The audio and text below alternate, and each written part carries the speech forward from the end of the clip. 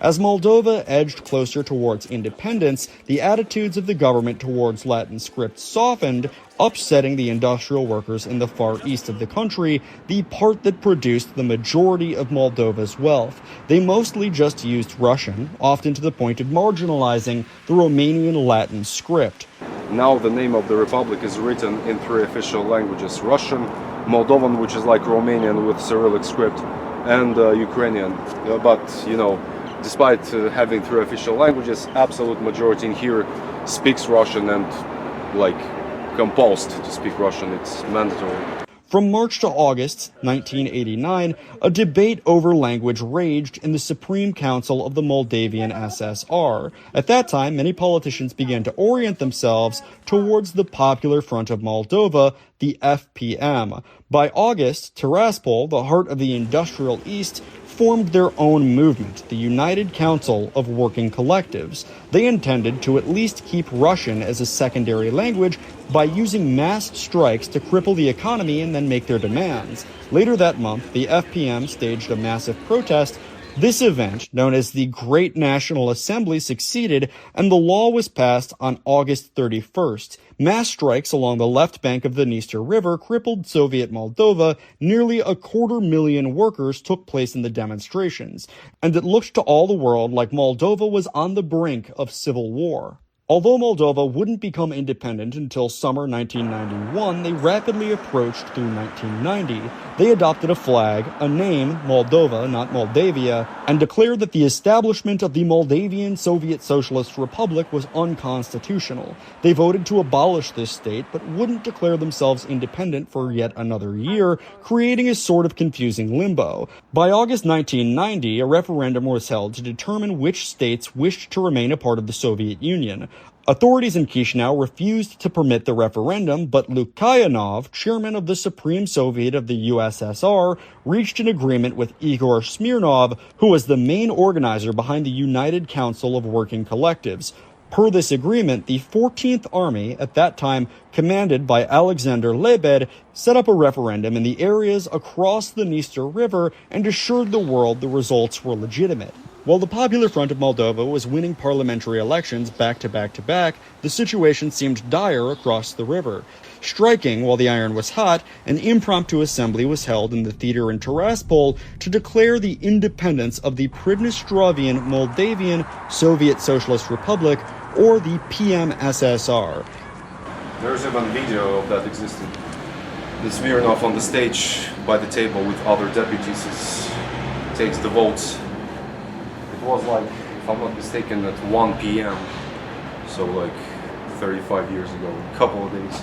Igor Smirnov of the Working Collective was voted the new chairman. In the middle of the fledgling Soviet Republic at a town called Dubasari, 3 men were shot and killed by Moldovan police. Protests around this industrial area were setting up roadblocks, and a contingent of Moldovan riot police claimed that they came under attack. They fired into the crowd and into the air, but ended up killing 2 ethnic Moldovans and an ethnic Ukrainian, all of whom supported the PMSSR. In Tiraspol, they were recognized as the first martyrs for the Pridnestrian Soviet Republic. In March 91, the Tiraspol City Executive Committee authorized a 200-man military unit formed with weapons received from the Soviet 14th Army. According to locals I've spoken to whose family actually fought, it was a volunteer militia, mostly factory workers acting as a self-defense group. Similar units were established in Benderi, the gateway to Tiraspol, and in the factory towns of Dubasari and Ribnica. Over the next couple months, decrees are issued that all police in the territory must obey the new laws of the PMSSR. It should also be stressed, at this time, nobody quite knew what the political outcome of Moldova would be, and Slavic people and Moldovan laborers alike were easily swayed to the side of the PMSSR with the promise of longer-term stability. After all, it attached itself to the Soviet Union, an entity which many people who worked here didn't wish to see disappear. The boiling point was reached in late August 1991 during the Moscow coup. PMSSR guards patrolled the streets, set up roadblocks, and the Supreme Soviet of the Soviet Republic urged locals to support the coup attempt, which had basically ended by the 22nd.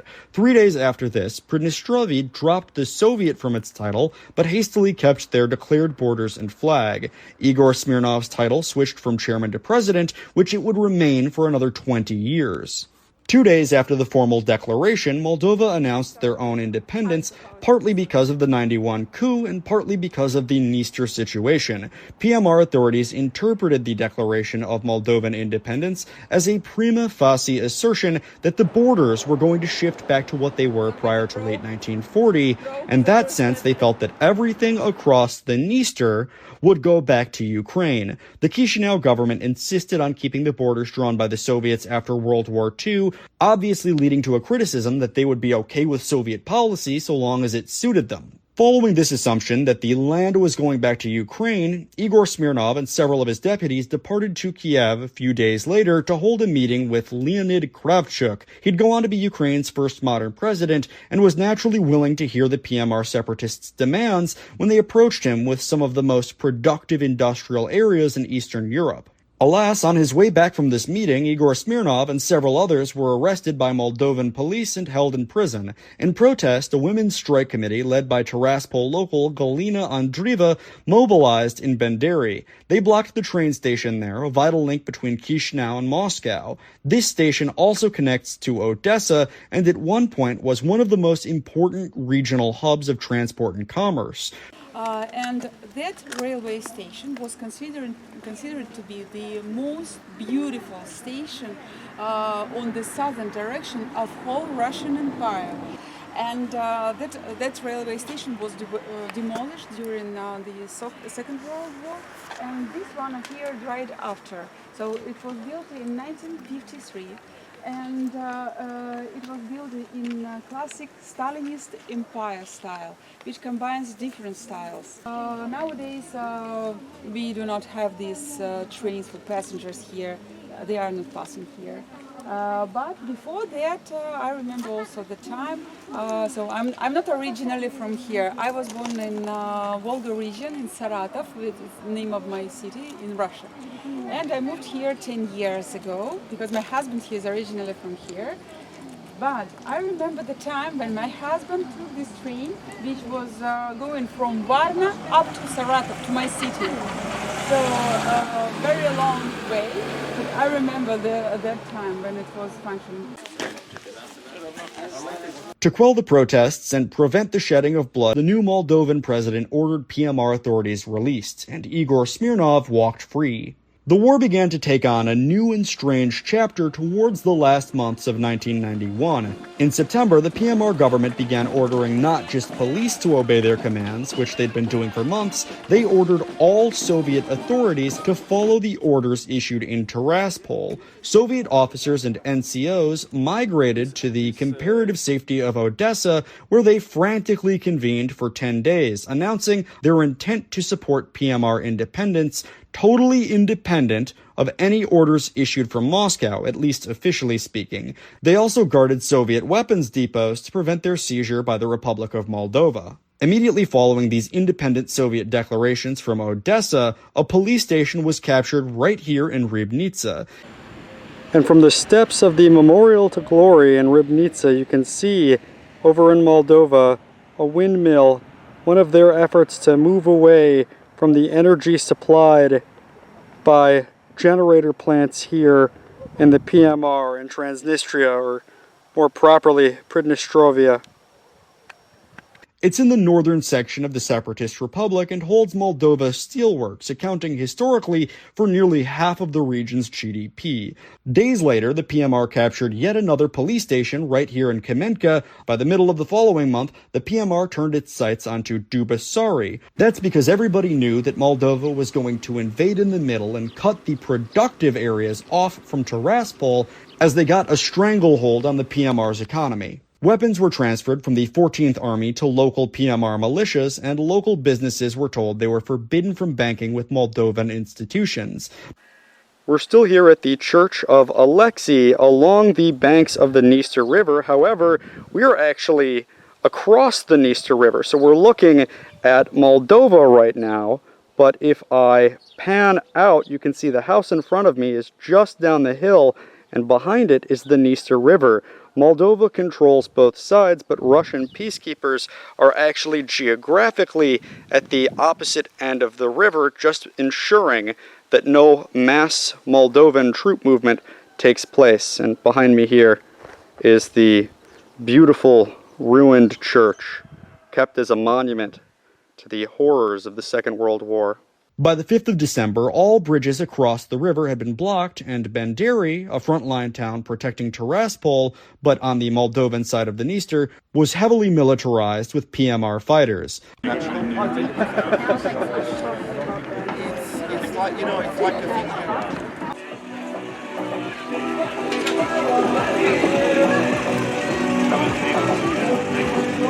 Police were surrounded and the chief of police was dismissed, but not before being ordered to turn over his keys and all relevant documents. He refused, and with the help of anti-PMR militias, managed to force the smaller PMR units back, but this was only temporary. In mid-December, police in Dubasari came under attack, but this time it was much more militarized. Around midnight on the 12th of December, 35 policemen were surrounded by separatists.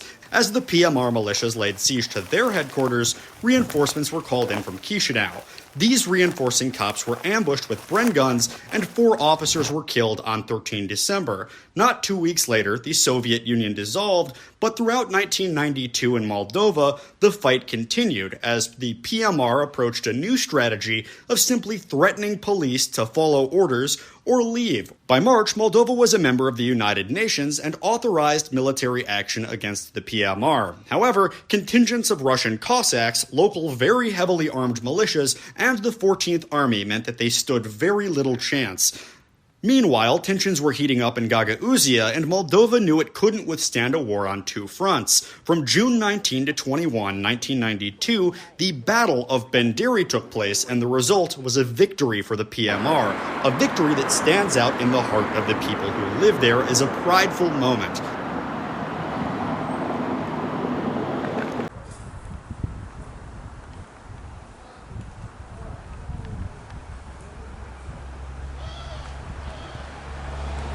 This began with an incident at the city printing office near Pushkin Street. Major Igor Ermakov, commander of the local intelligence group of the PMR, was pulled over by police who were still loyal at that time to Moldova.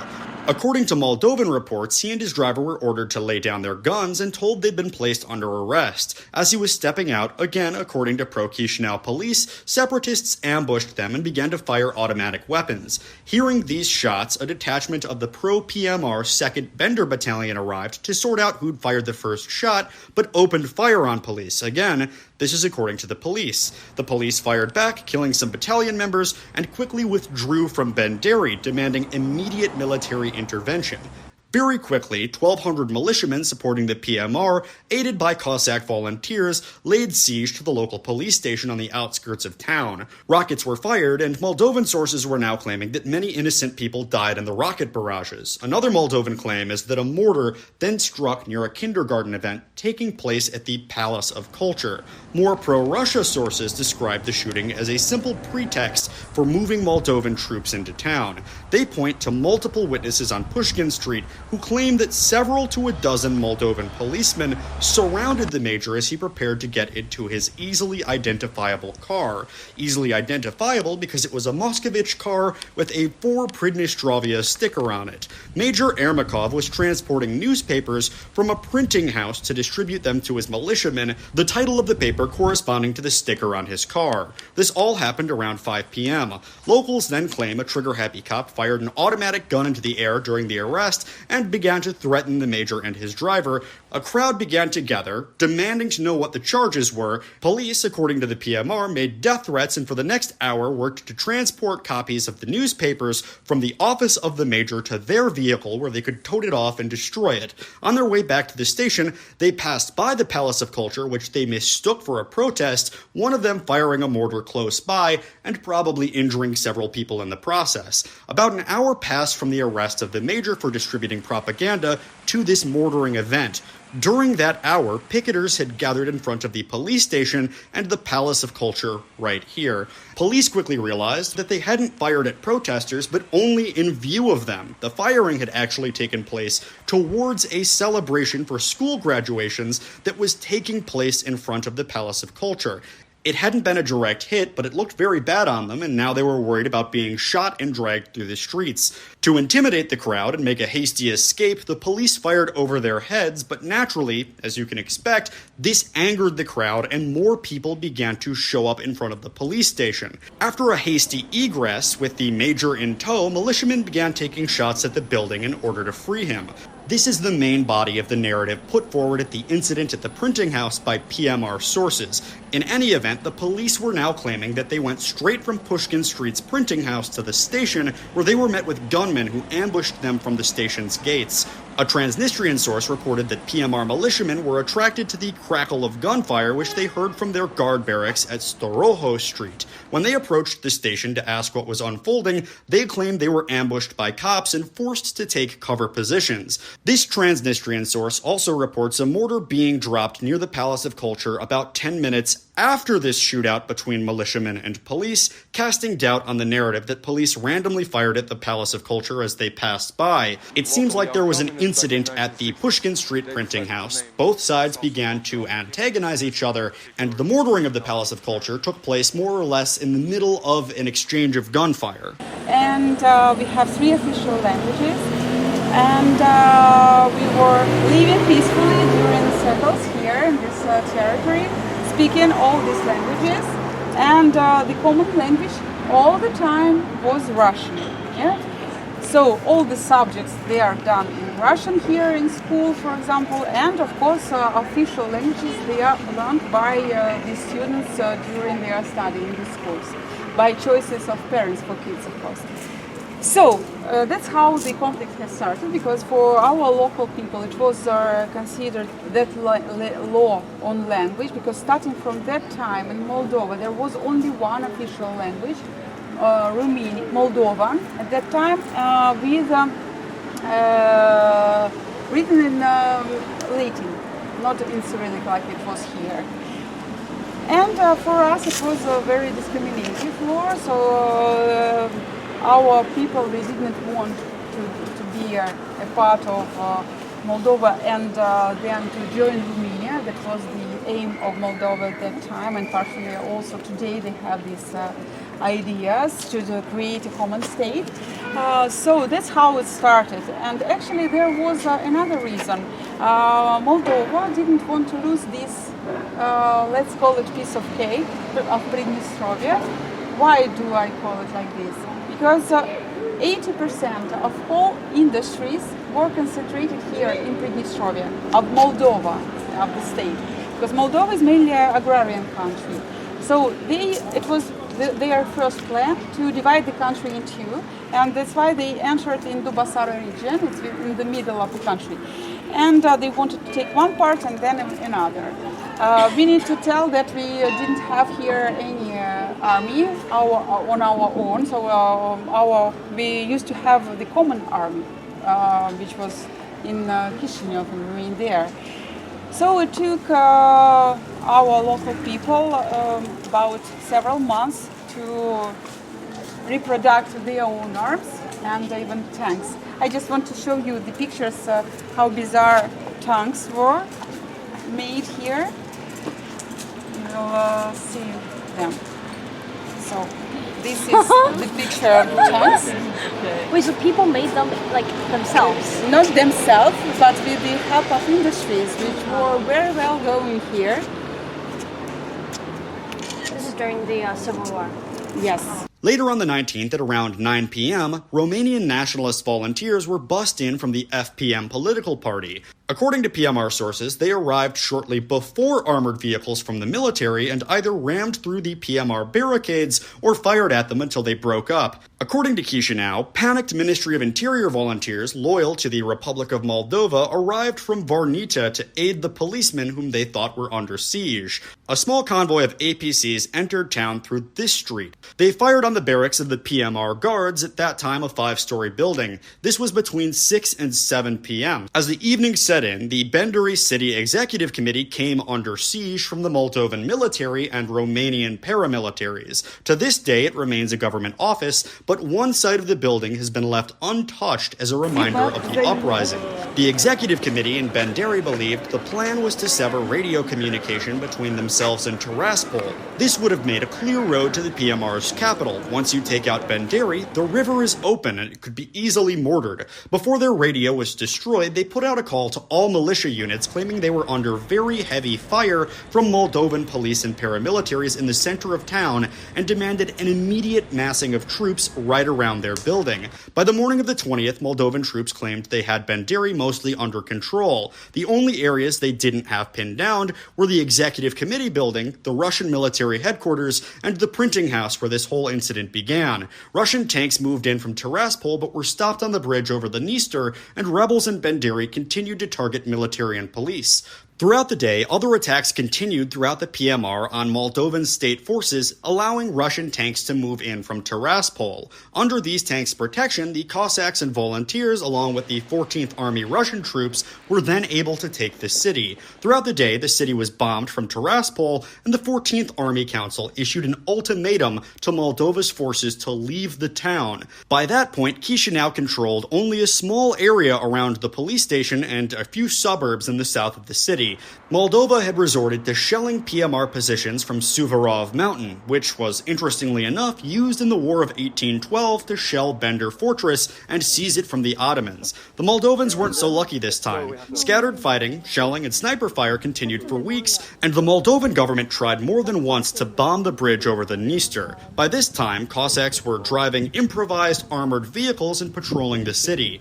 Snipers on both sides of the conflict began using residential apartments as nests, and civilians would often be caught in the crossfire like this. Eventually, the Moldovan government agreed to a ceasefire, and the present state of so-called suspended conflict has been going on since this time. You'll remember at the beginning of this story the 2nd Bender Battalion being mentioned. Interestingly, the PMR accused the commander of this battalion of plotting a putsch against President Smirnov. That man was Lieutenant Colonel Yuri Kostenko. Most paramilitaries had left Bender in the previous months leading up to the uprising, but he refused to follow the orders to evacuate that were issued from Tiraspol. Any militiamen who adamantly wanted to continue the fight moved over to his lines in the weeks leading up to the revolt. On April 14, 1992, months before the battle in Bender, he was accused of shooting Moldovan POWs and executing snipers. This partly led to his rebellious attitude. He knew if he returned to safety across the Dniester and the PMR, authorities would arrest him. He also knew that Chisinau was no safe haven, and he'd already fired on officials from the PMR's prosecuting office. So in a little discussed event after the heaviest fighting of the Benderi uprising, on June 22, 1992, a column of his troops were spotted by a Russian military unit as they hugged the walls of Bender Fortress. These troops were fired into and partially destroyed by the Russian military, killing over 70. Lieutenant Colonel Kostenko managed to escape and hide for 3 weeks in Benderi, but was captured at the secondary school number 8 by Russian regulars. Alexander Lebed gave instructions for his transfer, but first he was to be moved for interrogation. An ambush struck the car that was transporting him, and the drivers were forced out of the vehicle. After they returned back to the scene, they claimed they found Kostenko dead with severed hands and the vehicle burnt with gasoline. Many argue that Lebed had a personal score to settle with Kostenko, dating back to their joint service in Afghanistan when Kostenko was just a small-time reserve officer. Sources are never precise. Most I spoke to in the PMR claimed that about 1,500 people died in total during the duration of this conflict, civilians and military, and various estimates for the Battle of Benderi report over 500 killed separatists and about 300 dead Moldovans.